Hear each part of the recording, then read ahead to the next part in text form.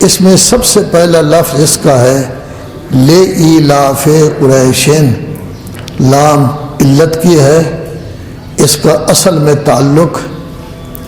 سورہ فیل کے ساتھ ہے۔ سورہ فیل جس میں ہاتھی کا تذکرہ ہے کہ ابرہہ بن اشرم نے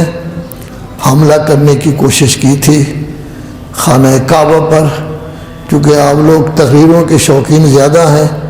لذا واقعہ یقیناً آپ لوگوں کو یاد ہے۔ تو حضرت عبد المطلب تشریف لے گئے، وہ بہت متاثر ہوا ان کی عظمت کو دیکھ کر، چونکہ جن ہاتھیوں کو ڈرانے کے لیے کھڑا کیا تھا ان کا سب سے بڑا ہاتھی ان کو سلام کرتا ہوا نظر آیا، لیکن جب وہ گئے اپنے دائیں طرف تخت پر بٹھایا، حکم فرمائیے، انہوں نے ارشاد فرمایا میری 200 اونٹنیاں تھیں، حج کا موسم آ رہا ہے، وہ میں نے پال کر رکھی تھی تاکہ حاجیوں کو کھلایا جائے۔ آج کل کی جگہ وہ ٹیکس بھی نہیں ہوتا تھا، کرایہ بھی نہیں ہوتا تھا، سڑکوں کا ٹیکس بھی نہیں ہوتا تھا، اور کھانا بھی حج کے دنوں کا انہی کی طرف سے دیا جاتا تھا۔ تو حضرت ابو مطلب میزبان تھے، تو وہ حیران ہو کر کہنے لگا کہ میرا خیال یہ تھا کہ آپ خانہ کعبہ کے بارے میں کہیں گے کہ میں ان کو نہ گراؤں،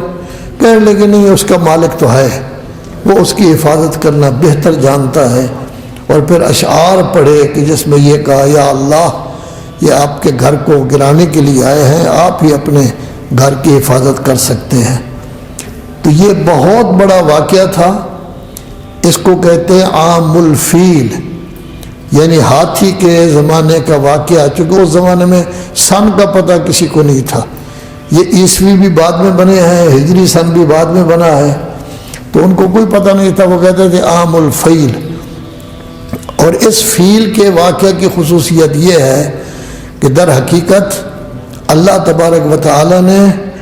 خانہ کعبہ کی حفاظت کر کے اور ابرہہ بن اشرم کے لشکر کو، چھوٹی سی چڑیا تھی، ممولا کہتے ہیں یا چیڑی کہتے ہیں، ان کے ذریعے سب کو تباہ و برباد کر کے یہ بتا دیا کہ مکہ کی حفاظت اللہ نے کرنی ہے، چونکہ اس مکہ کا محافظ اور دین اسلام کا لانے والا اب آ رہا ہے۔ ٹھیک عام الفیل کے واقعہ کے 50 دن بعد رسول اعظم صلی اللہ علیہ وآلہ وسلم کی ولادت باسعادت ہوئی۔ ٹھیک 50 دن بعد واقعہ فیل کے بعد حضرت محمد مصطفیٰ صلی اللہ علیہ وآلہ وسلم کی ولادت ہوئی۔ دیکھیے آپ لوگ دین پڑھ رہے ہیں، دین کے لیے سب سے اچھی بات یہ ہوتی ہے کہ یہ دیکھا جائے کہ آپ کے منہ سے لفظ کیا نکلتا ہے،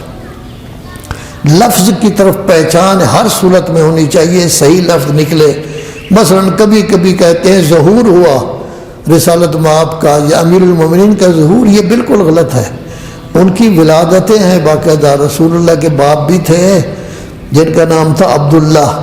والدہ بھی تھی جن کا نام تھا آمنہ، ان سے ان کی پیدائش ہوئی۔ امیر المومنین علی ابن ابی طالب علیہ السلام کے باپ تھے، بہت بڑی شخصیت حضرت ابو طالب،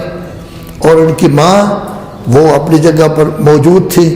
جن سے یہ فاطمہ بنت اسد جس سے یہ پیدا ہوئے۔ ہمارے ائمہ علیہ السلام میں سے ظہور کا لفظ صرف اور صرف امام زمانہ اجل اللہ تعالیٰ فرج و شریف کے بارے میں ہے کہ ان کا ظہور ہوگا، ان کا ظہور ہوگا۔ ان کی بھی ولادت ہوئی ہے، ان کے والد بھی تھے، والدہ بھی تھی، لذا طلبہ کے ذہن میں یہ چیز نہیں ہونی چاہیے۔ عوام کو خوش کرنے کے لیے ظہور، اس کا نتیجہ یہ ہے کہ عوام کے ذہن کو آپ خود خراب کر رہے ہیں۔